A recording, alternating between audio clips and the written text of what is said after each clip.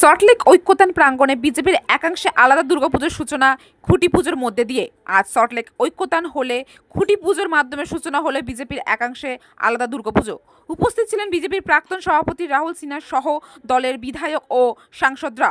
মূল উদ্যোক্তা বিজেপি নেত্রী মধুচন্দ্রা কর। ঈশ্বরচন্দ্র বিদ্যাসাগর গ্রামীণ উন্নয়ন সংস্থা ও বিধাননগর নাগরিক সমাজের সহযোগিতায় আয়োজিত এই পুজোতে সনাতনী নিয়মে আহ্বান জানানো হবে দেবী দুর্গাকে। তবে প্রশ্ন উঠছে, যখন ইজেডসিসিতে বিজেপির কালচার সেল বরাবরের মতন করছে, তখন উল্টো দিকে ঐক্যতান প্রাঙ্গণে আবার কেন আলাদা পুজোর আয়োজন?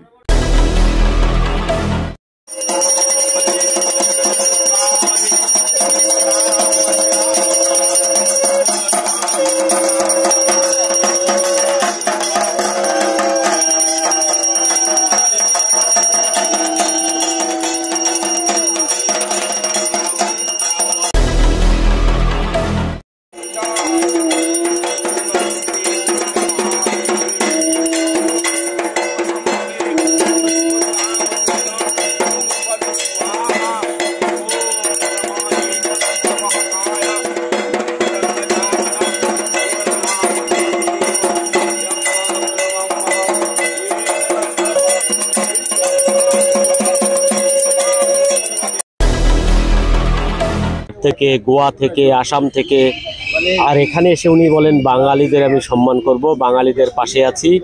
তো আমি প্রথম বলবো যে আপনি ওই সাংসদগুলোকে সরিয়ে পশ্চিমবাংলা থেকে সাংসদ করে তারপরে আন্দোলনে নামুন। ওনার নৈতিক অধিকার নেই বাঙালিদের নিয়ে আন্দোলন করা, এটা প্রথম। আর দ্বিতীয়ত, এই যে মমতা বন্দ্যোপাধ্যায় যে চাকরি চলে গেল, 26,000 চাকরি চলে গেল, তাদের নিয়ে যা নাটক করলেন, আজকে তো মানুষ বলতো তৃণমূলের সবাই চোর, বেশি চোর, ভাইপো চোর, তৃণমূলের সবাই চোর। তৃণমূল রেগে যেত, প্রশাসন রেগে যেত, কিন্তু এটা সরকারি স্ট্যাম্প পড়ে গেল, তৃণমূল চোর, তৃণমূল স্বীকার করে নিল, শিক্ষা পর্ষদ স্বীকার করে নিল আমরা চোর। তাই রাস্তাঘাটে যেখানে খুশি তৃণমূলকে চোর বলবেন, কোনো অসুবিধা হবে না, প্রশাসন কিছু করতে পারবে না। এই যে চাকরি যারা এতদিন ধর্ণা দিল, তাদের উপরে লাঠি চার্জ করছে, তাদেরকে মারছে, তাদেরকে লাথি মারছে। যে পুলিশ লাথি মারছে, সে পুলিশ কোনো না কোনো শিক্ষকের কাছে শিক্ষা নিয়েছে, তার ছেলেমেয়েরা শিক্ষা নিচ্ছে, তারপরে একটা শিক্ষককে লাথি মারছে, এর থেকে লজ্জা হতে পারে না। এবং এই শিক্ষকদের যে চাকরি চুরি করেছে, মমতা বন্দ্যোপাধ্যায় এমন কোনো দপ্তর নেই যেখানে চুরি করেনি, প্রত্যেকটা দপ্তরে চুরি করেছে, এটা পশ্চিমবাংলার মানুষ বুঝে গেছে।